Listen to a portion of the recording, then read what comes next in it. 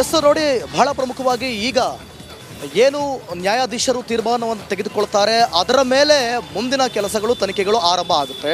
ಒಟ್ಟಲ್ಲಿ ಈಗ ಸದ್ಯಕ್ಕೆ ಬಂದಿರುವಂಥ ಮಾಹಿತಿ 4 ಜನರನ್ನ ಕಸ್ಟಡಿಗೆ ತೆಗೆದುಕೊಳ್ಳಬಹುದು ಅಂತೇಳಿ, ಪ್ರಮುಖವಾಗಿ ದರ್ಶನ್ ಸೇರಿದಂತೆ. ಯಾಕೆ ಅಂತಂದರೆ ಮಿಕ್ಕಿದವ್ರನ್ನ ಯಾಕೆ ತೆಗೆದುಕೊಳ್ಳಲ್ಲ, ಮಿಕ್ಕಿದವ್ರು ಯಾಕೆ ಜೈಲು ಪಾಲಾಗ್ಬೋದು ಅಂತಂದರೆ ಈಗಾಗಲೇ ಎಲ್ಲ ರೀತಿಯ ಮಾಹಿತಿಯನ್ನು ಕಲೆ ಹಾಕಿರುವಂಥ ಪೊಲೀಸರು, FSL ಸಿಬ್ಬಂದಿಗಳು.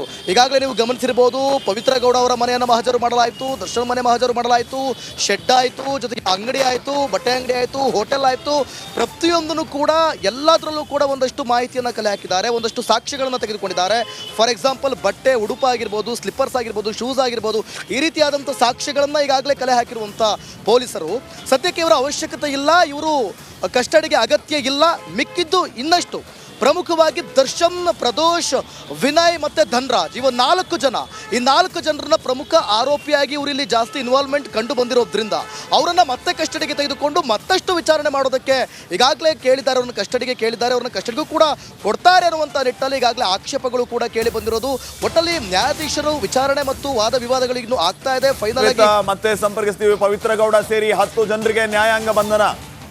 A1 Pavithra Gowda, A3 Pavan, A4 Raghavendra, A6 Jagadish, A7 Anukumar, A11 Nagaraj, ಹಾಗೇನೆ ಲಕ್ಷ್ಮಣ್, ದೀಪಕ್, ಕೇಶವ್ಗೆ ನ್ಯಾಯಾಂಗ ಬಂಧನ. ಅಲ್ಲಿಗೆ ಪವಿತ್ರ ಗೌಡ ಸೇರಿ 10 ಜನರಿಗೆ ಜುಡಿಷಿಯಲ್ ಕಸ್ಟಡಿಗೆ ನೀಡಲಾಗಿದೆ. ಅಲ್ಲಿಗೆ ಇವರೆಲ್ಲರೂ ಕೂಡ ಪರಪ್ಪನ ಅಗ್ರಹಾರಕ್ಕೆ ಶಿಫ್ಟ್ ಆಗ್ಲಿಕ್ಕಿದ್ದಾರೆ. ಜೈಲೂಟವೇ ಇವರಿಗೆ ಗತಿ ಆಗ್ಲಿಕ್ಕಿದೆ. ಯಾರಿಗೆಲ್ಲ ನ್ಯಾಯಾಂಗ ಬಂಧನಕ್ಕೆ ವಹಿಸಲಾಗಿದೆ ಅನ್ನೋದರ ಡೀಟೇಲ್ಸ್ ಅನ್ನ ತಾವು ಗಮನಿಸ್ತಾ ಇದ್ದೀರಿ. ನಡಿ ಈಗ ಶುರು ಮಾಡೋಣ. ಕೇಸರಿಯಿಂದ ಮನೋಲ್ಲಾಸ ಮನಸ್ಸು ಮತ್ತೇರಿ ಕುಣಿದಾಡಿದೆ ನೋಡು, ಮನಸ್ಸು ಮತ್ತೇರಿ ಕುಣಿದಾಡಿದೆ ನೋಡು. ಕ್ಷಣ ಕ್ಷಣವೂ ಆಚರಿಸಿ ಕೇಸರಿ ಹಬ್ಬ. ವಿಮಲ್ ಬಾಯಲ್ಲಿ ಹೇಳಿ ಕೇಸರಿ. ಮುಖ್ಯವಾಗಿ ಪವಿತ್ರ ಗೌಡ ಸೇರಿ 10 ಜನರಿಗೆ ನ್ಯಾಯಾಂಗ ಬಂಧನ. A1 Pavithra Gowda, A3 Pavan, A4 Raghavendra, A7 Nandish, A6 Jagadish, A7 Anukumar, A11 Nagaraj. ಹಾಗೆ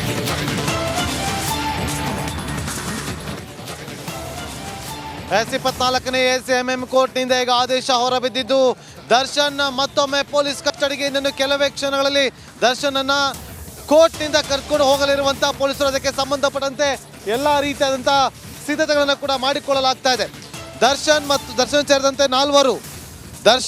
ಸೇರಿದಂತೆ ನಾಲ್ವರು ಪೊಲೀಸ್ ಕಸ್ಟಡಿಗೆ, ಇನ್ನುಳಿದಂಥ ಎಲ್ಲ ಆರೋಪಿಗಳನ್ನು ಕೂಡ ಒಟ್ಟು 9 ಜನ ಆರೋಪಿಗಳನ್ನು ಪರಪ್ಪನ ಅಗ್ರಹಾರಕ್ಕೆ ಕರ್ಕೊಂಡು ಹೋಗೋದಕ್ಕೆ ಎಲ್ಲ ರೀತಿಯಾದಂಥ ಸಿದ್ಧತೆಗಳನ್ನು ಕೂಡ ಮಾಡಿಕೊಳ್ಳಲಾಗ್ತಾ ಇದೆ. ಪವಿತ್ರ ಗೌಡ, ಪವನ್, ರಾಘವೇಂದ್ರ, ನಂದೀಶ್, ಜಗದೀಶ್, ಅನುಕುಮಾರ್, ನಾಗರಾಜ್, ಲಕ್ಷ್ಮಣ್, ದೀಪಕ್, ಕೇಶವ್ಗೆ ನ್ಯಾಯಾಂಗ ಬಂಧನವನ್ನು ಒಪ್ಪಿಸಿದ್ರೆ, ಮತ್ತೊಂದು ಕಡೆ ದರ್ಶನ್, ವಿನಯ್, ಪ್ರದೋಷ್ ಹಾಗೂ ಧನ್ರಾಜ್ ಈ 4ವರನ್ನ ಕೂಡ ಪೊಲೀಸ್ ಕಸ್ಟಡಿಗೆ ಕೊಟ್ಟು ಆದೇಶವನ್ನು ಹೊರಡಿಸಲಾಗಿದೆ. ಹಾಗಾದ್ರೆ ಈ ಮುಂದಿನ ದಿನದಲ್ಲಿ ಕಸ್ಟಡಿಯ ಸಂದರ್ಭದಲ್ಲಿ ಯಾವ ರೀತಿಯಾಗಿ ತನಿಖೆ ಇರುತ್ತೆ, ಅದಕ್ಕೆ ಸಂಬಂಧಪಟ್ಟಂತೆ ಮಾಹಿತಿಯನ್ನು ಕೊಡೋದಕ್ಕೆ ನಮ್ಮ ಹಿರಿಯ ಕ್ರೈಮ್ ರಿಪೋರ್ಟರ್ ಸುನಿಲ್ ಧರ್ಮಸ್ಥಳ ಈಗ ಲೈವ್ನಲ್ಲಿ ಜಾಯ್ನ್ ಆಗಿದ್ರೆ. ಸುನಿಲ್, ಈಗ ದರ್ಶನ್, ವಿನಯ್, ಪ್ರದೋಷ್ ಮತ್ತು ನಾಗರಾಜ್ನನ್ನ 4ವರನ್ನ ಪೊಲೀಸ್ ಕಸ್ಟಡಿಗೆ ನೀಡಿ ಕೋರ್ಟ್ ಆದೇಶವನ್ನ ಕೊಟ್ಟಿದೆ.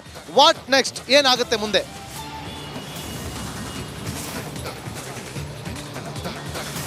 ಎಸ್ ನಾಗೇಂದ್ರ, ರೇಣುಕಾಸ್ವಾಮಿ ಕೊಲೆ ಪ್ರಕರಣಕ್ಕೆ ಸಂಬಂಧಪಟ್ಟಂತೆ ಇವತ್ತು ಆರೋಪಿಗಳನ್ನು ಕೋರ್ಟಿಗೆ ಪ್ರೊಡ್ಯೂಸ್ ಮಾಡಲಾಗಿತ್ತು. ಅದಾದ ನಂತರ ಹೆಚ್ಚಿನ ವಿಚಾರಣೆಗೋಸ್ಕರ ಈಗ 4 ಜನರನ್ನ ಪೊಲೀಸ್ ಕಸ್ಟಡಿಗೆ ನೀಡಿ ಕೋರ್ಟ್ ಆದೇಶವನ್ನು ನೀಡಿರುವಂಥದ್ದು.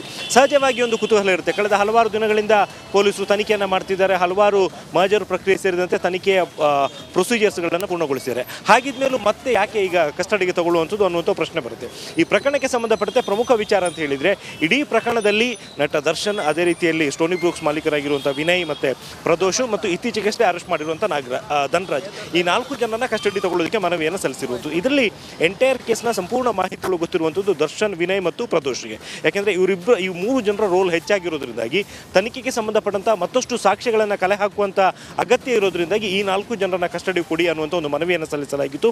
ಇದೇ ಒಂದು ಕಾರಣಕ್ಕೋಸ್ಕರ ಈ 4 ಜನರನ್ನು ಕೂಡ ಈಗ ಕಸ್ಟಡಿ ಕೊಟ್ಟು ಕೋರ್ಟ್ ಆದೇಶವನ್ನು ನೀಡಿರುವಂಥದ್ದು. ಅದರಲ್ಲಿ ಧನ್ರಾಜ್ನನ್ನು ಇತ್ತೀಚೆಗಷ್ಟೇ ಅರೆಸ್ಟ್ ಮಾಡಲಾಗಿತ್ತು ಮತ್ತು ಆತನ ಹೆಚ್ಚಿನ ಒಂದು ವಿಚಾರಣೆ ಮಾಡೋದಕ್ಕೆ ಸಾಧ್ಯ ಆಗಿರಲಿಲ್ಲ. ಆಗಿರಲಿಲ್ಲ. ಸೊ ಇವತ್ತು ಕೋರ್ಟ್ಗೆ ಪ್ರೊಡ್ಯೂಸ್ ಮಾಡಿದಂಥ ಟೈಮ್ನಲ್ಲಿ ಆತನದ್ದು ಕೂಡ ಹೆಚ್ಚಿನ ಒಂದು ವಿಚಾರಣೆಗೆ ಒಳಪಡಿಸಬೇಕು ಮತ್ತು ಒಂದು ಈ ಕೇಸಿಗೆ ಸಂಬಂಧಪಟ್ಟಂತೆ ಮತ್ತಷ್ಟು ಲಿಂಕ್ಗಳು ಸಿಗುವಂಥ ಒಂದು ಚಾನ್ಸಸ್ ಇದೆ ಅನ್ನೋ ಕಾರಣಕ್ಕೋಸ್ಕರ ಆತನನ್ನು ಕೂಡ ವಶಕ್ಕೆ ಪಡೆಯೋದಕ್ಕೆ ಮನವಿಯನ್ನು ಸಲ್ಲಿಸಲಾಗಿ ಈಗ ಒಟ್ಟು 4 ಜನರನ್ನು ತನಿಖಾಧಿಕಾರಿಗಳ ವಶಕ್ಕೆ ನೀಡಿ ಕೋರ್ಟ್ ಆದೇಶವನ್ನು ನೀಡಿದೆ. ಈ ಮುಂದಿನ 3 ದಿನಗಳು ಅಥವಾ 4 ದಿನಗಳ ಕಾಲ ಪೊಲೀಸ್ ಕಸ್ಟಡಿಯಲ್ಲಿ ಇರುವಂಥ ಸಂದರ್ಭದಲ್ಲಿ ಯಾವೆಲ್ಲ ರೀತಿಯ ಬೆಳವಣಿಗೆಗಳಾಗ್ಬೋದು, ಯಾವೆಲ್ಲ ರೀತಿಯ ತನಿಖೆಗಳು ಆಗ್ಬೋದು ಅನ್ನುವಂಥದ್ದು ಕೂಡ ತುಂಬಾ ಇಂಪಾರ್ಟೆಂಟ್ ಆಗುತ್ತೆ. ಅದರಲ್ಲಿ ಒಂದು ವಿಚಾರ ಅಂತ ಹೇಳಿದರೆ ನಟ ದರ್ಶನ್ ಅವರಿಗೆ ಇಡೀ ಪ್ರಕರಣಕ್ಕೆ ಸಂಬಂಧಪಟ್ಟಂಥ ಸಂಪೂರ್ಣ ಮಾಹಿತಿಗಳು ಗೊತ್ತುಪಡಿಸಿದರೆ ವಿನಯ್ ಸ್ಟೋನಿ ಬ್ರೂಕ್ಸ್ ಮಾಲೀಕರಾಗಿರುವಂತಹ ವ್ಯಕ್ತಿ ಈತನಿಗೆ ಈ ಒಂದು ಪ್ರಕರಣಕ್ಕೆ ಸಂಬಂಧಪಟ್ಟಂತೆ ಆರೋಪಿಗಳನ್ನು ಸರೆಂಡರ್ ಮಾಡೋದಕ್ಕೆ ಕಳಿಸೋದ್ರಿಂದ ಹಿಡಿದು ಉಳಿದ ಆರೋಪಿಗಳ ಜೊತೆಗೆ ಕೋಆರ್ಡಿನೇಟ್ ಮಾಡಿದಂತಹ ವಿಚಾರಗಳು ಕೂಡ ಗೊತ್ತು. ಅದೇ ರೀತಿಯಲ್ಲಿ ಪ್ರದೋಷ್ ಈತನು ಕೂಡ ಈ ಒಂದು ಕೇಸಿಗೆ ಸಂಬಂಧಪಟ್ಟಂತೆ ಡೆಡ್ ಬಾಡಿ ಡಿಸ್ಪೋಸ್ ಮಾಡುವಂಥದ್ದು ಇರ್ಬೋದು, ಈವನ್